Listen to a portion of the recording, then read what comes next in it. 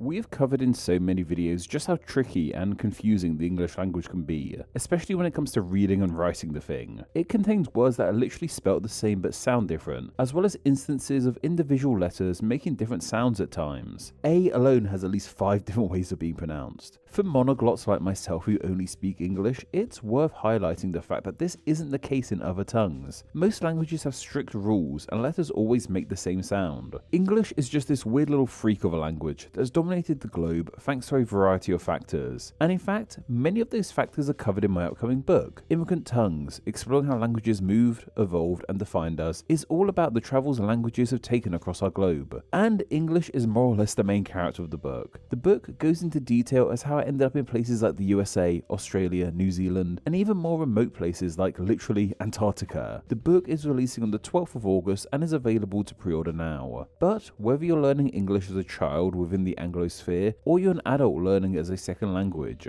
chances are you're going to come up against some hurdles along the way. The mess that is English spelling and writing has led to many scholars and academics trying to devise ways in which to make the language more accessible to help those who are struggling to master the tongue. These kinds of tools have had varying degrees of success, but one attempt to help with English language learning not only didn't really succeed, but in many ways flat out made English worse, and has even left many people with lifelong issues with the language, and especially spelling. This experiment to try to make English easier for kids was something called the Initial Teaching Alphabet, or ITA for short. As the name implies, ITA was an alphabet implemented in select schools primarily in the United Kingdom, but it did also appear in other English-speaking nations. It was the quote-unquote brainchild of British Conservative MP James Pitman, the grandson of Isaac Pitman who created shorthand. James believed that the illogical spelling of English was one of the biggest issues holding back literacy in the UK, and something needed to be changed to help these kids out. It's worth mentioning here that while James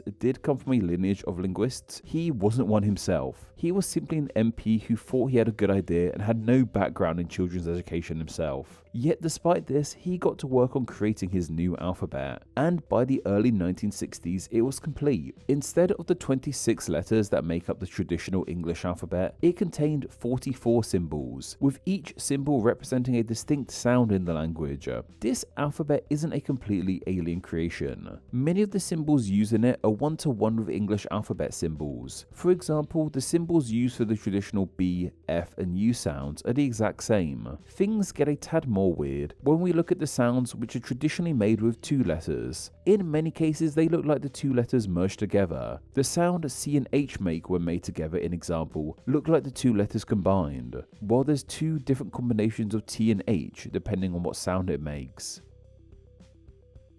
Then there's some symbols that do look completely alien, like the short double O sound heard in a word like book, looking like a W, or the SI sound heard in words like vision is representative of a symbol that looks like the number 3. This resulted in words like policeman looking like this, or even of looking like this. This would also mean that words that are spelt the same but sound different will look different in ITA too. For example, read as in reading a book looks like this, while read as in you've read a book looks like this. It was this alphabet that many kids were initially taught when it came to reading, appearing in classrooms, and there were even kids' books written in this alphabet too. On the surface level, this sounds like a relatively sensible idea. It sounds like a neat little gateway for coming to grips with English spelling and understanding that words and letters don't make the same sound at all times, before moving on to the next steps. Yet, this is when people ran into issues with ITA. The plan was for kids to start learning with ITA, and then move on to the traditional alphabet. The thing is, there wasn't really much of a process put in place for moving kids from ITA to the actual alphabet. They would start on ITA and then just have the alphabet dumped on them. This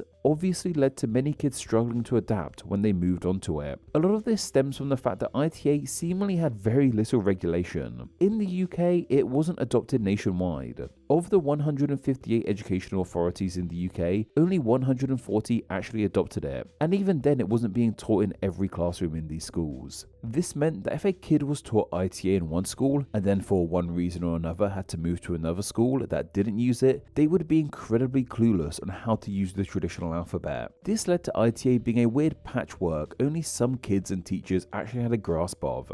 What also affected ITA was the fact it was somewhat short-lived. It came about in the early 1960s, and by the early 1970s, it had more or less been completely phased out of use in schools. This created something of an air of mystery around the whole thing for kids who were taught it in the 60s. One day it was thrust upon them as their go-to way to read and spell with little explanation, and then all of a sudden it was just gone. This was also in the past when information wasn't as accessible as it is today. These kids wouldn't have been able to search online what was happening. They would have potentially lived under the assumption that ITA was the way in which everyone was taught how to read and write. This has led to ITA becoming something of a vague memory of sorts for these kids. I'm sure many of us have memories of random things like this in school. Like, I have this weird vague memory of a van coming to my school with a puppet giraffe. Like, was that an actual thing or am I just going crazy here? But while ITA came and went, it seems to have had a seriously long-term effect on the seemingly random students who were taught to read and write with it. There are numerous reports of adults around today who were taught with ITA who still have deep struggles with spelling. This video was heavily inspired by a recent Guardian article, and within it there are many accounts of people who were children in the 60s who were taught with ITA. One woman, Judith Lofhanger, says she can still see those devilish characters, an A with an E on its back, two C's with a line across them. What the hell was any of that supposed to mean? She also says that she's nearly 60 and poor spelling has dogged me my whole life. Teachers always used to make jokes about my spelling, and I get those dreaded red rings around my work. Another woman, Laura Kitts, recounts her memories of ITA too, saying, I can tell when a word is wrong, but I can't always make it right. I get these complete blanks. I hated English. I would get to the school gates, burst into tears, and turn around and walk home again. I had a teacher who wasn't very sympathetic. I felt so stupid. I used to wonder whether I was dyslexic. Laura would eventually move to a school which didn't use ITA and said that she just learned to mask it and found ways to avoid spelling altogether.